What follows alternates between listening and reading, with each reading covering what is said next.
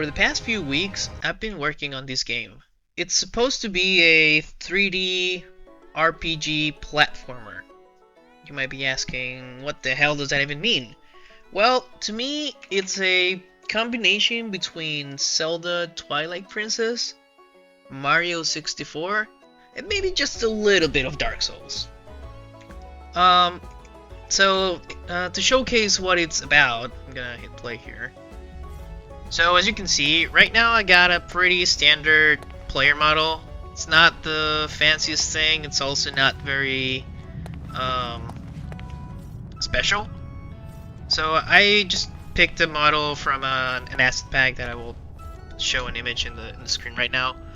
And then for some reason I decided to pick the most generic looking one of them, so that's a good thing. So right now I got normal attack, I've got a bow, I got an aiming, I got a trajectory line that kind of shows you how your arrow is gonna travel, which I think is pretty cool. And then the bow has a couple of mechanics on its own. So right now, if you can rapid fire like this, you can hold and shoot, and then this is like a stronger shot. But then there's also a mechanic where if you've been hearing this noise as the charge bar fills up there in the corner. If you time it right, you get like a special shot that deals extra damage. So if you do like that, you can hear the noise is different. It's got a VFX to it. I think it's pretty cool. Also, if you jump, well, right now I cannot jump really high, but if you're in the air and then aim, there's like a slow-mo that allows the player to aim better, because this is meant to be on a controller, so it needs to be a little bit more forgiving. Right now, this is starting the level. The player only has his sword, and then you go on unlocking different abilities as you go. So right now, you're locked in this cell, kind of like the Dark Souls beginning, where you can pick this key, and then you can open this door. Pretty standard stuff. And then here's our first enemy. I have a lock-on feature.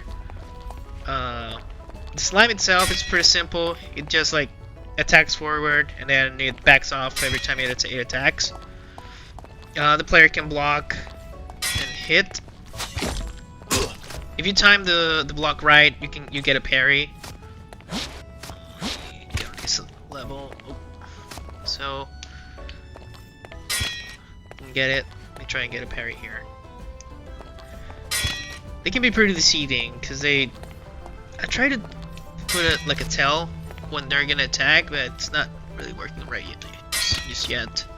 I'm just gonna kill it, and then we'll show the parry on a different enemy. So you got a jump button, you got regular movement, and then my idea of this first area is to teach the player how to play. So that's why this is a pretty simple. You might be thinking, oh, super hard, you just pick the key and open the door. But the real purpose of this room is to teach the player that there's keys and there's doors. And then the first enemy, just to kind of give the player a chance to practice, kind of, lock on, the block. I might add some maybe tutorial text or something somewhere around here. Then you can jump here. This gap here is pretty forgiving. You can fall off and then you're like, oh, then I just gotta walk back over here. I got an empty space here that maybe I'll use later for like a secret or something. But essentially, I want the player to get used to the jumping mechanics and all that. So jump, and then jump here. This tile here is not really needed, but you never know. Here is a little more deadlier gap. If you fall there, then you just fall into the room. And then here we got our first unlock, which is the dash. Right now, I don't really give the player any iframes. There, I got the parry. Just a dash, which is pretty much just a boost in speed in any direction, but it's pretty useful. Like even with the slime, you can just dodge to the side. You can just attack. So that's the first unlocked ability, and this kind of works a little bit like a Metroidvania, where you get an ability that allows you to progress. So now you can dash and jump. There's a few things different in how you play this. So right now, if you jump and dash, this gives you like a little bit more control on where you want to land, and then the dash jump gives you a little bit more distance. So, sorry, my camera's being crazy. So right now, if I wanted to reach there, jump and dash, I wouldn't make it. So that if I dash and jump, then I can make it. So the jump has some mechanics. I want to make it so the bow, you can like, you know, like if you're aiming with the bow, the dodge is a little bit different. But right now I don't want to feature creep too much. I already did a whole bunch of things that I probably shouldn't have. Then this is our different enemy. This is a tank. Well, that's what I call it. It'll rush the player if it's at a distance, and then if it hits him, he's gonna push him off, deal some damage. If he pushes the player into a wall, then the player will take damage from the wall as well. So kind of like that. And then I added these destructible walls, which I think are pretty cool. So the purpose of this is so the player cannot just like block. I want to punish the player for like turtling. So if I do this and then he hits me, well, of course it doesn't work. It's a little funky. Sometimes it registers a hit, or sometimes it doesn't. So the tank itself, he can do the dash. He has a melee attack just in case you're pressuring him. And then if you're trying to hug him, he's gonna jump away. The jump is not super fast or far, but it's just a little bit. It's meant for when like there's actual other enemies around. Pardon me. And then he can also block with that shield. But I was just really up on him. So then after this is a checkpoint. Since there's a bunch of ways a player can die, I don't want to like get him back all the way over there each time he dies. So that's why I'm adding checkpoints around the map. There's also traps. Traps deal a lot of damage and they will kill you. Right now there's not really a punishment for killing the player other than some enemies respawn.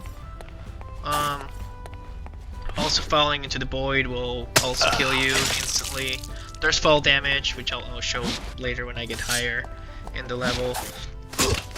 And then there's these moving platforms. I don't know if this may be a little too soon to add enemies into it, but they're pretty dumb. They'll fall off and then die into the spikes. Here we do it. You got another upgrade. So here, there's these ledges here that the player can grab into with this new ability or mechanic that he just unlocked. So if we do jump dash, doesn't reach, then you die horribly. Then you jump, dash jump. Then you need to wait for the platforms to align. And this is maybe an issue that I've been finding, that since I got some moving platforms around the level, I don't know if it makes the player wait too long. That different subject. So going back to here, you can dash and jump, and then it'll grab into the ledge and then scale up. The getting up the ledge is a little bit funky right now with the animation, but it's all good. Doesn't matter right now. You can do it with or without a sword. Just gotta parry there. There we go, and then you can jump here.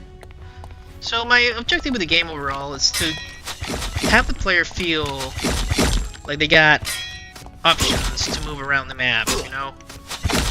So right now it's still a little bit buggy. There's some things to clean up. Oh wait, this is a new enemy. This is the archer enemy. He will shoot arrows where the player is. I have a mechanic where he will predict where the player is gonna move. Right now I got it pretty turned down. I eventually want to either add an unlockable for the player to, like, if you parry the arrow, it'll shoot it back at them, like that. But I haven't yet. It's one of those things that will be nice to have. Then if you corner the archer into a wall, he will start doing a melee attack. There you go. Oh no, I missed the key.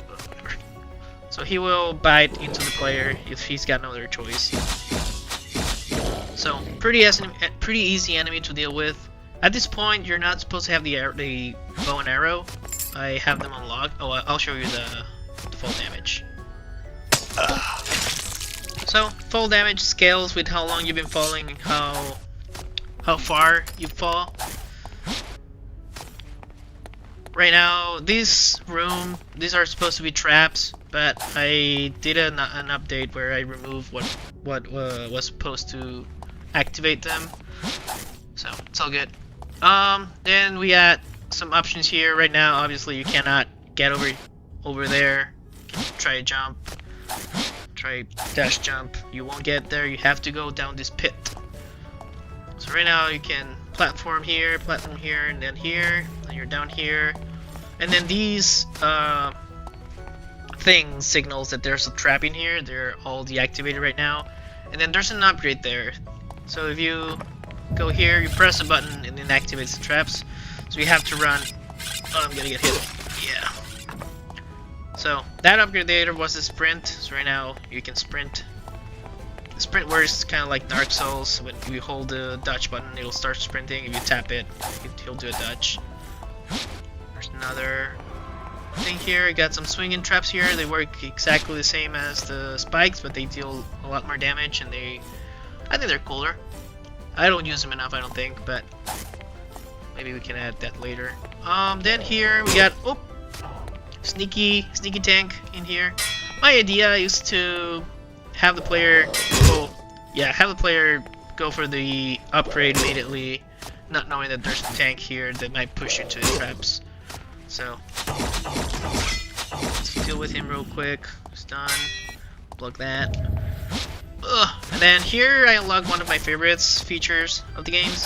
You can jump and hit now, and this will work like the attack from Hollow Knight, where you can pogo up of enemies, which I'm trying to do in this guy. Yeah, there we go. Whoa! Ooh, I was not supposed to survive that, but so good.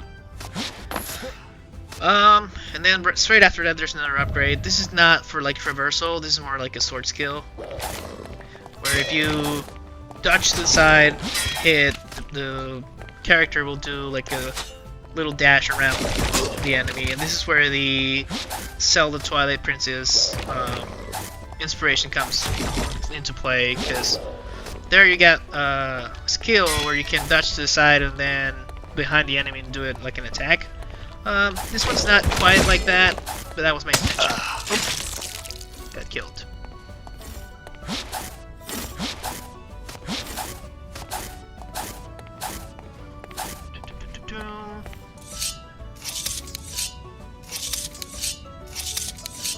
So I have an issue here where I would like the sheathing and unsheathing of the sword to be a little more important. Because right now it's all just for like aesthetics, and I would like it to be a little more important. So here I have another one of my favorite mechanics. The tanks will actually push and hit the slimes, but if they get pushed into the player, so you can see like they got these purple aura around them when they get hit. That will actually make it so the player gets damage if they hit the player like when they're like purple. And here you can see how the tanks plus slime plus another tank gets into like a little bit more complicated combat. So I think it like look at this. I think it's got a lot of potential to be pretty fun combat system. It's just a little rough around the edges. So you deal with those enemies. I didn't say it, but you can see how I pogoed off of one of the enemies.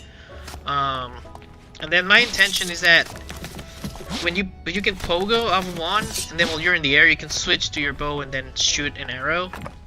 I'm gonna see if I can do that on the next enemy, which I think is pretty cool. I don't want to spoil it too much. My idea with going into this map is that I want it to kind of wrap around itself. So you can see here, you can kind of recognize that those platforms over there were just there. And then if you go here, you get another upgrade, which is a double jump, pretty normal thing. You press this button, and now you're back in the beginning of the level. It's not like mind-blowing, I know, but at some point I'm gonna rework the whole thing, and this is not gonna be the first level. This is just like me this is my training grounds for se for like developing. So now you can double jump, let's grab here, and then you have access to a whole new area. You got these guys riding these moving platforms, and since I've been spamming my arrows, I'm actually out of arrows, so we're gonna ignore them. So here is actually the latest enemy I've developed. This is I call it the elite enemy. Great with names, as you can tell. So the way he works is that he's gonna rush the player. If he's far, he's gonna do like a kick, kind of like the tank, but not as far. This is a normal attack. So he's far away. He's gonna do his kick. Boom, can knock the player away. And he's got his basic attacks. Parry, and then you can parry. And then every time he does something, he gets a little bit of a stun. You can see it, like the stars flying there. So you can parry him, you can jump on him, pogo off of him, and then hit him on the back.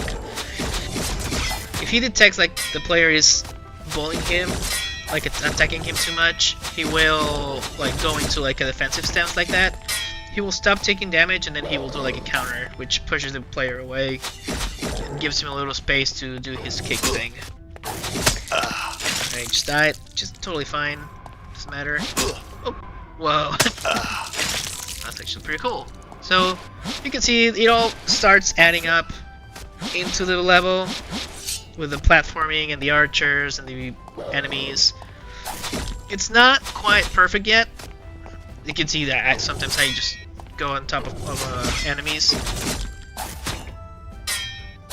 And then of course you don't have to. There's plenty of ways to handle the kick. You can jump over him, hit him, block, hit him. Instead of that, you can dash to the side and then do the side slash. I missed there, but that's okay. Oh, and then that's another mechanic. Since before I used to be able to like spam the pogo jump just on top of him, I wanted him to have a way of not letting the player just sit on top of him. So I added that if you're up in the air above him, he will jump and try to hit you sometimes. There you go. So I'm pretty proud of him. He's I spent maybe a day working on him, maybe a day and a half even. So pretty cool enemy. My intention with these walls is that he can kick you into them. Didn't happen because I moved too much. Then here we unlocked another ability. This is the wall jump, and I should probably be clearer on how I word it with when you unlock it, because it's not just like this, like a wall jump. It's also like a wall run. Well, it's more like a slide here. So you can. So this pretty much is the full unlocked movement of the player. They can jump, double jump, wall jump, dash, and then I'm about to show you how that all together looks like. So wall jump here, then dash into it. This is not meant to be like that because it can get a little difficult to do that. You're supposed to be like this and then jump back in here. Then up here there's our checkpoint. Then here there's those crystals over there that allow you to hit them and they will do stuff. But another mechanic they have is that you can hit them while you're in the air and then you can pogo off of them. So totally meant to do that. So you run to the wall, run to the other wall, and then jump, hit it, and then jump, hit this guy, jump, and dash. So I want to do a whole section where it's like, it's not you're not forced to do it, but you can reach like an upgrade or something special if you do, with like jumping on enemies and stuff like that. Then here, this is my favorite area. I worked on this like 2 days ago. I'm heavily inspired on Castlevania 64 for this one, where there's like a clock tower level with a spinning thing in the middle, and then there's a bunch of platforms and you have to go through to get to the top. So this is kind of like it. You write this and then go over here. The first time you look at it, you're like, maybe I need to jump from one platform to another on the cylinder itself, but that's not the intention. You can't really do that. So you have to go into the side platforms here, and then there's that crystal again. I want to change the graphic on it. Right now it's just some random crystal that looks like it's just floating in space, but I want to make it into, I don't know if an enemy. Most likely an enemy, yeah, a flying enemy that shoots maybe. And then, or just another crystal that doesn't have a base on it or something like that. So now you have to jump here, wall slide here, and then jump there. As you can see, it gets pretty hard. I might actually change that because that's really hard to actually achieve. And then up here, then we go back into the platform, and then this is another one of those instances where there's a lot of waiting, because you need to wait for this thing to start to get to where you need it, then you can start going up of it. So then we go here, jump, jump, jump, jump, and then wait for it to come back again. Jump, jump, hit it, jump. So every time you get a pogo, you get it resets your jump, your second jump, because if you only have one, you can't really do that. So here we are again, we jump into it, slide, nope, missed it again. So, like I said, that one's a harder part of it. So I might just do a jump cut to when I actually get it. There you go. So I got it there. That's how it's meant to be. I think that might be a little too hard, because you just learned about the wall jump, so the player might not be used to it. So I might, instead of having it rotate with the cylinder, I might have it out here, floating. So then these blue ones are crumbling platforms, so if you stay on them too long, they will fall. I mean, they will fall regardless if you're staying on them or not, but they have a delay, they start shaking, and then they'll fall. And then here, we got something similar, where you have to jump off of here, the wall jump, and then you can get here. And then here you got a little bit of a choice. You can keep going, there's a checkpoint here, no reason not to take it, other than now you have to wait for the thing to spin again.